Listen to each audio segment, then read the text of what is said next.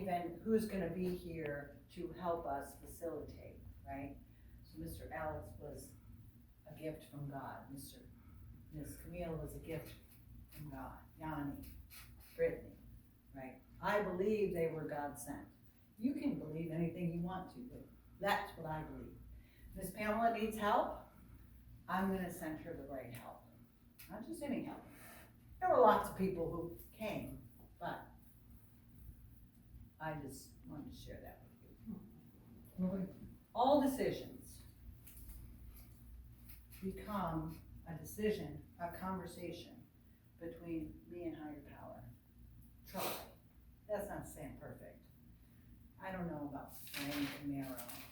God, can I go have a convertible Camaro? I think maybe I did. Anyway, there are some, maybe I don't. Right? But most of my decisions are in relation to a conversation with my higher power. And I share that with you because my hope for you is that you will learn how to depend on your creator, your higher power, whatever it is that you believe it to be as well. I mean, that's just one of the gifts that I was given by being a recovering woman. Again, my greatest asset. All right, so we're gonna move into step 4, and this is a step that can be kind of scary, right? Because now we've walked down this path, and then somewhere along the line we realize, oh, we have to tell our secrets. Well, can I keep some?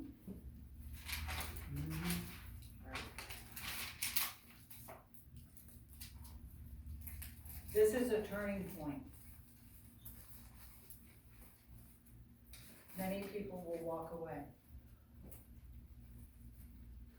But what I've learned about life and what I've learned about recovery is that no matter what storm is coming in my direction, I better bear down, hold on, and get ready to walk through. Because anything that shows up in front of me that I walk away from will present itself over and over and over until I get the courage to walk through. No going around it, no pretending it's not there. I mean, I can, but it's gonna show itself over and over and over. For example, unhealthy relationships. If I don't work on whatever that is, it's gonna show up. It has a different face, has a different name. But the outcome is the same. See? Codependency. If I don't see what that is, if I don't do the work that tells me what it is about me that causes me to whatever that is, it's going to show up again and again and again. So, as an example, when I was young, there was this family, and my family was okay. We weren't well-to-do, but we were okay financially. I had a car to drive around, and I was doing okay, right? Well, without realizing it, I probably had the superior attitude towards this poor little woman, right? She had an alcoholic grandmother, and she was pregnant at early age. Miss Pamela needs to show up and take her to all of her doctor's appointments. And what was that about? I needed to be working on my own life, you know what I mean? Instead of, using my resources to take this girl because I felt sorry for her to all of these appointments. I don't even remember the girl's name. You see what I'm saying? As an example, that played out in my life over and over and over and over again until I worked the steps on that area of my life, and I probably overcompensated. And look, you gotta be responsible for yourself, okay? But it took a long time because there were people-pleasing behaviors in there. There was the fear of rejection, there was a fear of being judged, there was fear, right? I didn't know I had all that. I mean, I was using, who cares? You know what I mean? But if I didn't work on those aspects of myself, there's no way that I was gonna be able to stay clean, because it, you know, when you do all this stuff for people, thinking that you're, you know, doing it for the right reasons, and then they don't respond in the way that you want, and there's resentments, and you see, like you're going down that path, right? And so then you're irritable, agitated, discontent with life, and, you know, for people with brain disorder called the disease of addiction, we can't stay in that realm for too long. It's dangerous. So I needed to work on those aspects of my life. So anything that shows up that I don't want to walk through and I don't want to learn from, it's going to present itself again, right? So I started to say that this step has a tendency of having people leave their recovery path. The unfortunate part about that is that they die, either by use of drugs or suicide, or they have an opportunity to come back and try it again. And those, you know, those are the fortunate ones, because now they can work on those things that they ran away from, right?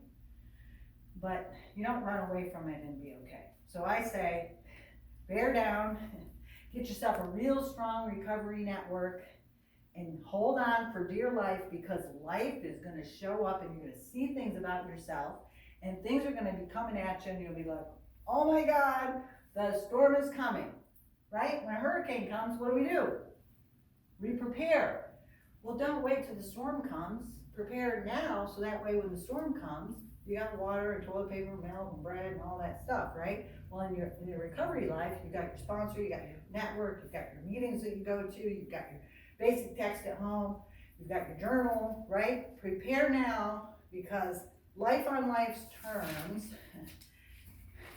demands that life is going to show up.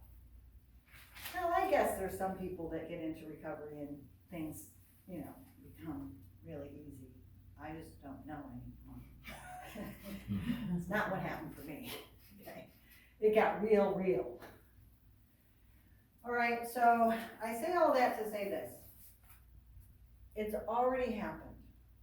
You might not have experienced the feelings associated with happened, but if you prepare yourself with a good therapist, a good sponsor, a good sober support network, knowing where you're going to go if you have trouble, then when the storm comes, when the feelings come, when the memories come, when you're working on your stuff, you'll be able to walk through it. And let's not forget the higher power, right? Because I will tell you, there's been many times when I've had to face things that have happened in my life, because I'm a trauma survivor, that the wonderful people in Narcotics Anonymous or Alcoholics Anonymous, they have no clue. Whoa, right? And as much as they wanted to be understanding and supportive, in some cases, they don't have the tools. They're not therapists. You understand? Like, these are going to uncover some things, and you might find yourself during the third step, fourth step, and you're right back into therapy. You haven't seen Mr. Alex and Ms. Camille for many months. All of a sudden, you work in a recovery program, and you're knocked on your ass. Curled up in the fetal position, feeling like you can't move. Okay? Now, I don't know what your histories are, but you do. Okay? And I'm just trying to help you to prepare as we walk down the path, right? We're clearing the pathway. And sometimes in the pathway, you're going to be going along, right? Everything's good. And all of a sudden, there's a block. There's a hurdle. There's a boulder. There's some pebbles. I don't know, but something's going to be in the path. And I want you to be prepared and not surprised, just because you got clean and sober, that the pathway doesn't get a little bumpy sometimes. And in some cases, a lot bumpy. Okay? So, again, we go and we read from our literature, the big book, the basic text. We read the step.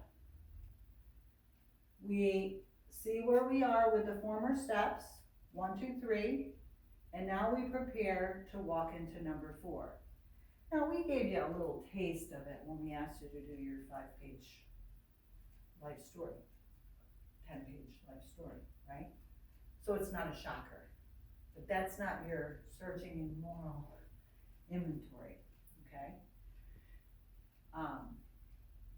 And none of these things should be done without the assistance of a sponsor, by the way. Okay, this is just an introduction to tell you this is Ms. Pamela's interpretation of what they mean and help you to kind of understand so that you can internalize and know that they're not just words on a wall, okay? So we made those words say that we're going to do something, right? We made. We created, we made, we're gonna do something, we're in action, right? We've made a commitment to this program. We've worked the first 3 steps. Now we're gonna keep on going down the path, okay? And hopefully we got a strong partner right next to us. Because, like I started to say, there were times in my recovery that I needed my higher power to take care of me, guide me, strengthen me, give me the courage, help me to be brave, walk with me through it, because there wasn't a human. I can't rely on humans, they will disappoint me. Even my sponsor, even my husband, even my children.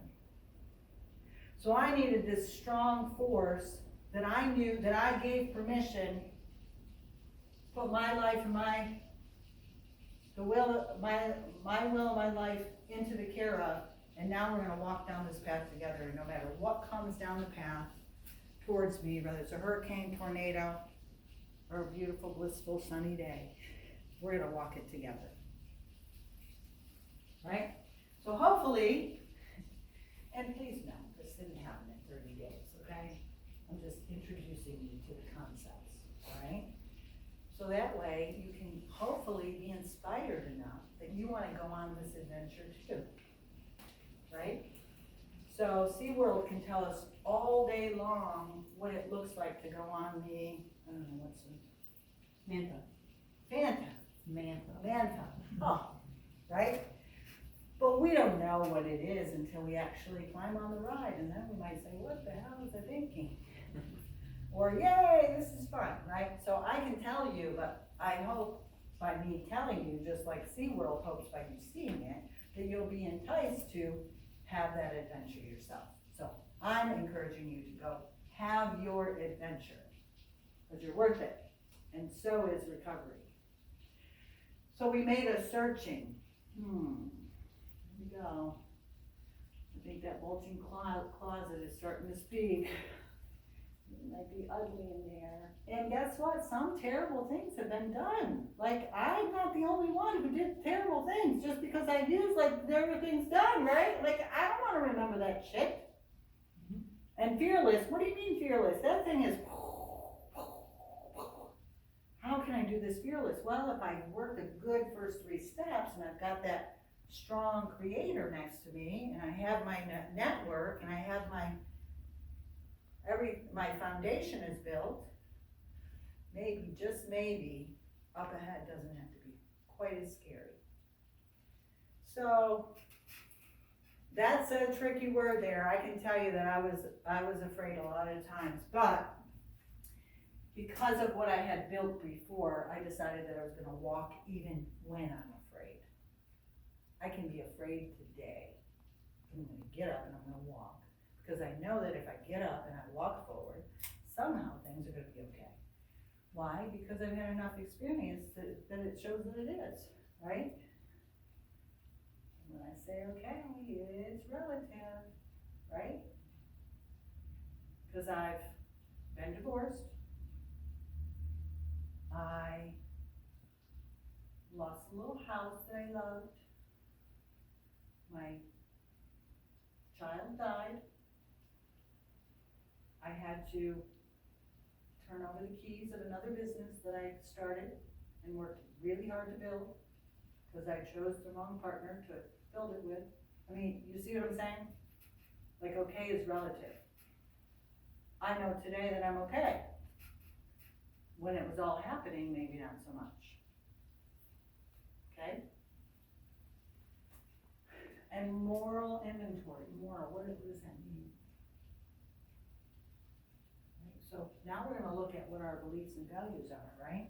We're gonna start to strip away, right? We're gonna start to look, these are the perceptions that my dad had, and I grew up thinking that my morals were my dad's morals, right?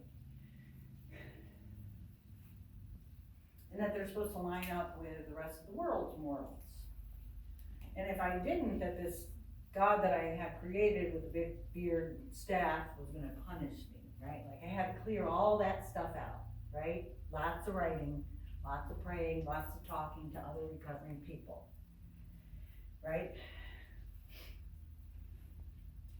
Made a searching and fearless moral inventory of ourselves. Now, why in the heck would anybody take time to do that? Like, this seems like big, right? Like, don't you know how busy I am and how many responsibilities? When am I gonna do that, right? So on the basic text, another golden diamond in there, diamond covered in gold, it says, don't talk about it, don't think about it, get your paper and pen out and write it. Just write it. Just write it. All right, so I had to clear away some of the obstacles. By this time I had moved and I needed to find a new sponsor. Incredible woman named Dita Benny. I have no idea how many years clean she has now. But every time I would talk about my history, she would notice that I would like grab my hair, right? And I would be telling her about the stuff that I went through, right? And so what we were able to get to in just one little afternoon was that as horrible and terrible as all of the stuff that I went through was, it belonged to me. And there was some sort of hesitation that if I did this work, that somehow either it didn't matter, it would go away, I was giving it up. I didn't know what it was really. But it felt like if I did this work, all of this horrible stuff would be meaningless. So this incredible creative woman, she was also a therapist. I'm not telling you to go get a sponsor that's a therapist. That just is what happened for me, okay? And I don't know if she ever experienced it before, but she came up with this idea that we would develop a place for me to put my history, my memories. And one day I'm out shopping. That was many years ago. One day I'm out shopping, right? And I see this thing and I'm like, oh, how cool is that? Right? So this is my container. I offer it to you to borrow. And what happened was, in that day, we took my stuff after I wrote it all down and I shared it with her. And I put it into a vessel, something like this.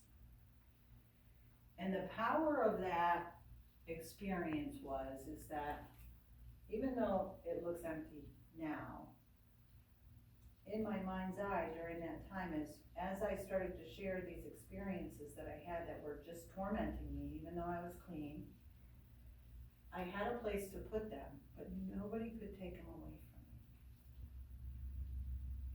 me, right? And I could look at them whenever I want, and I didn't have to stare at them if I didn't want to look. And I could actually put it down until I was ready to work on whatever it is that was in there. That was really empowering because I was burdened with heaviness from my past. The things that I did, I couldn't believe that I ended up in places doing the things that I did. early childhood trauma, living in a house with an environment of neglect. I mean, it all just came rushing out. Ugh. Right? And now I have a place where I can put it.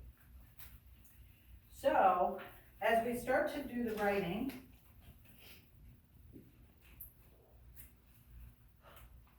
we look at what some of those things are. So I just want to hear maybe what some of the things that might be in that jar might be. I'll start. My parents got a divorce. That can be upsetting to some people. My mother had a misdiagnosed, undiagnosed, untreated mental health disorder, severe. My father had a depressive disorder, anxiety disorder, which meant that he had behaviors that would affect us. Because of those things that happened to my mother, I was placed in foster care for a year. Prior to that, I was sexually abused multiple times by the neighbors.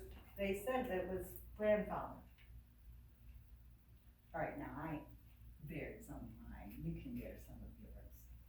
My mom died. My mom died Really over a year ago. a year ago. Yeah, yeah, that's like heavy stuff, right? Kara? Bad relationship. Relationships, unhealthy relationships, abusive relationships, right? My own divorce. My own divorce. I'll put my parents' divorce in there as well. Parents' divorce. Childhood, it might not, right? Might not be, right? But physical childhood abuse, emotional abuse, lost jobs, loss of friendships, financial devastation, doing things when we're using that we never thought that we would, losing our dreams and aspirations, our many self-sabotage, things didn't work out, like disappointment, disappointment, disappointment. You see what I'm saying? Like, that's heavy stuff. Miss Pam, I thought I was just gonna stop drinking, I thought I was just gonna stop using. You know, you're talking about like doing some work here. Yes, because this is the stuff we're drinking at. This is the stuff we're using at. I know we think that it's because you can't sleep and having a drink before I go to bed helps me sleep. Well, the reason I can't sleep is because I'm burdened by this. I know, well, okay, I know I have, you know, some back issues and I need to take pain medication. Well, the reason why the pain is so heavy is because not only are you dealing with pain, but you're dealing with all of this. So the funny thing that happens is, as we start to take a look at some of this, the sleep disturbance settles down. It might not be perfect, maybe you'll get there. The pain subsides. I can't tell you how many times patients will be like, Miss Pamela, they'll stand right out of their chair. Miss Pamela, I can't believe it. I was taking 10, 20 pills a day and I thought that I couldn't move without having opioids. And you know what? Yeah, sometimes I get a little bit of pressure, but I'm working out at the gym. I don't feel that. I'm not riddled with pain anymore. I'm like, thank you for my gift today. Thank you for giving me the reason why I put my 2 feet on the floor and I walk in here. Because I know that treatment works. I know that recovery works. But the reason why it keeps nagging at us is because of all of this. And this is what having a recovery program, to me, is all about. First, we gotta stop doing the drugs. Alcohol is drug, marijuana is drug, it's drug, it's drug, it's drug, okay? First, we gotta do that, we gotta take care of that. Once we take care of that, then we can start taking care of the rest of this stuff, okay? And it's this stuff that keeps us going back. And if we take care of this stuff, no matter how scary it is, oh, I see the storm is coming, we can get through that storm without drinking, without using, okay?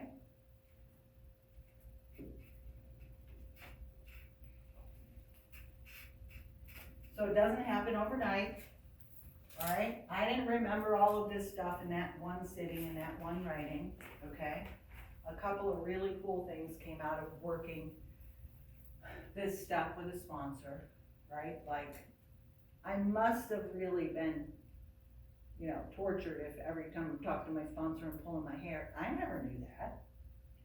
But having somebody be able to observe that and tell me that, it was uncomfortable.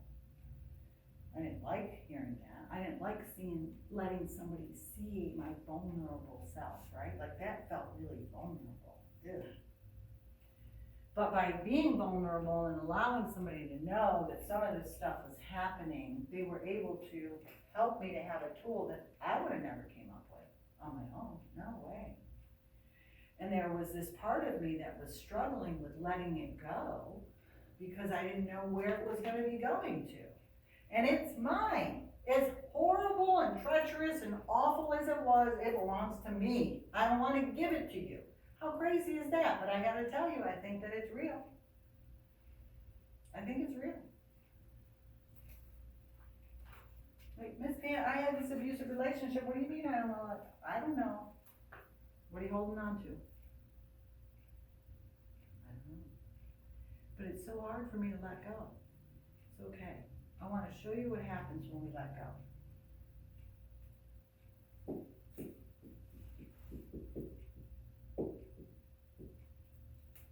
Remembering, we have this powerful first step.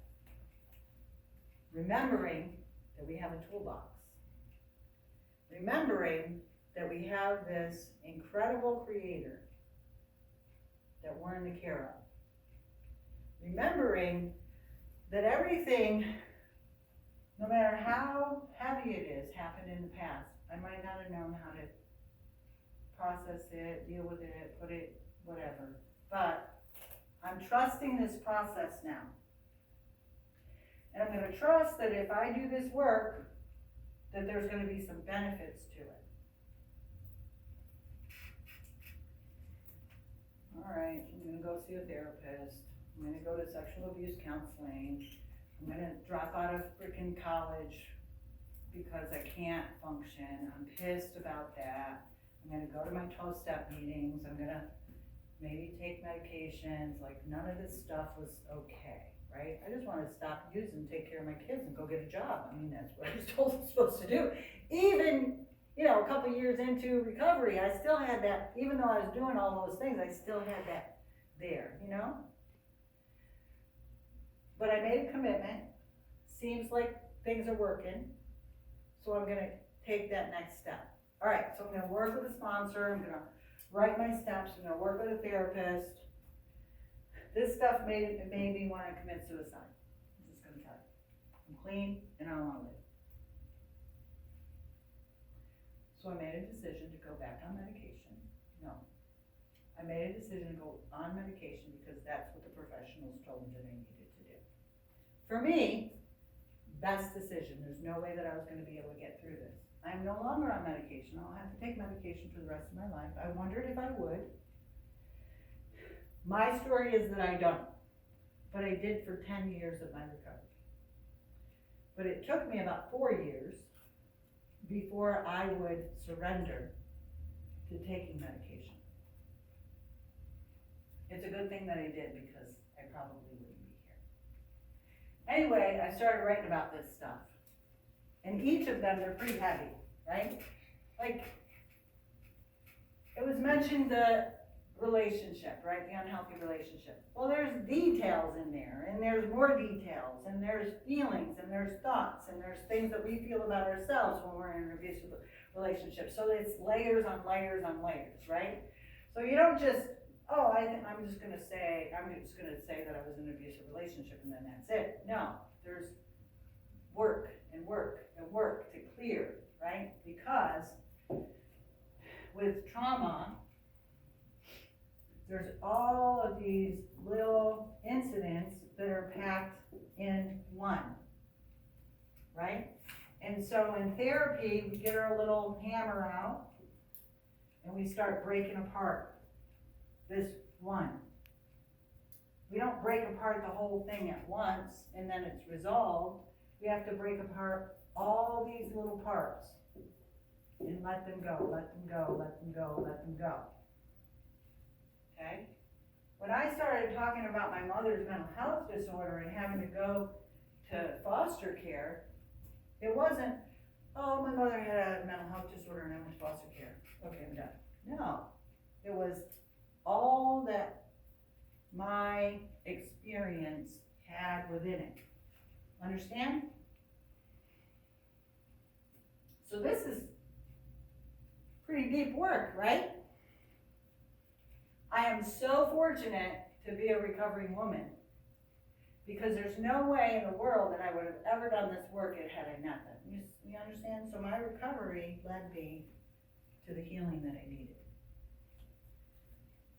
God, my God, led me to recovery because it loves me so much that it knew that with the recovery surrounding me that I would get to the place that I needed to heal all of this stuff. Okay? My recovery gave me the ability to build a healthier, stronger relationship with God, my God, so that I would be able to work through all of this stuff. So this is what happened. Little by slowly,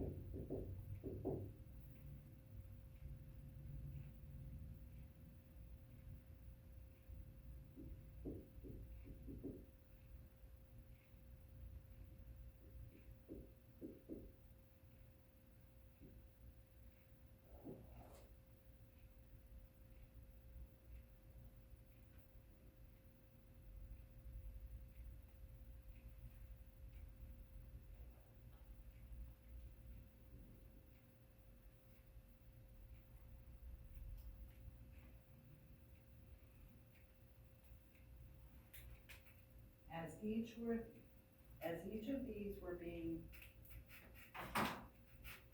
moved, put into a place where I no longer had to carry the weight, the burden,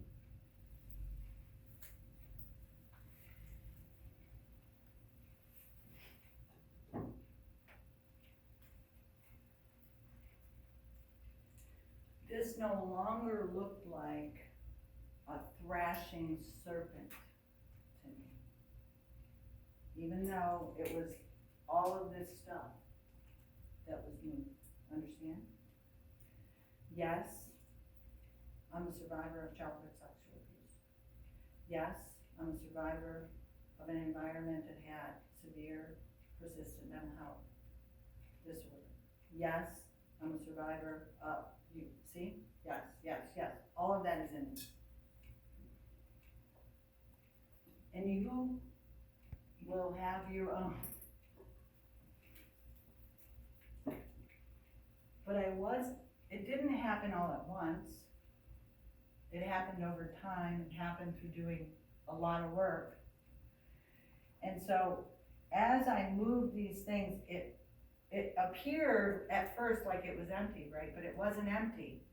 In order for me to be able to bring in all that I ever wanted to have, I needed to clear that stuff out because there was no room.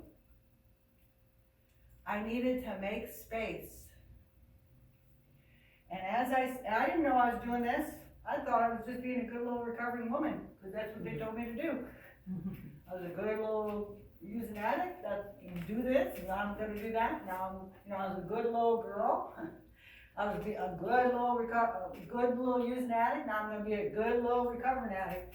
I had no idea what lay ahead. And so as I moved this, a little bit of peace came in, you understand? A little bit of self-love came in. A little bit of self-confidence came in. I started to dream and have aspirations and have desires for my future. It didn't mean that I believed that I was capable of having it. I just gave room to the possibility. But as all of that stuff moved over, I started to realize that there was this incredible peace, that this anxiety that I lived with my whole life, I was scared to death, for good reason, okay? Had good reason. That this peace came over me that said that as long as I don't use it, I just face whatever comes along to me in a day, that somehow I'll be okay. And that's really all I wanted. Like, I didn't really, I'd like to have some money, because money pays the bills. But really my thing is security, right? I want to be secure. And so I was always afraid that something terrible was going to happen and I wasn't going to be okay. And so by doing this work, I was able, for the most part, doesn't mean that doesn't happen sometimes, but for the most part, to get to a place in my life that I was confident in enough in myself and the strength of my recovery and the strength of my higher power that no matter what comes my way, somehow, some way, I'm gonna be all right. And that's really all I want. I just wanna be all right. I want my kids to be all right. I want my puppy dogs to be all right. I want everyone else, Camille and Ronnie and Brittany to be, I want everybody to be all right. Okay, that's my thing. So, what was once our curse is now our blessing. So I was able to move all this stuff. I'm able to chip away at each of these things. Now that doesn't mean that there's not some residual stuff left over, that needs to go back to worked on more thoroughly, like those relationships, right? Oh, I've got it, I'm not getting another unhealthy relationship. How did I get here?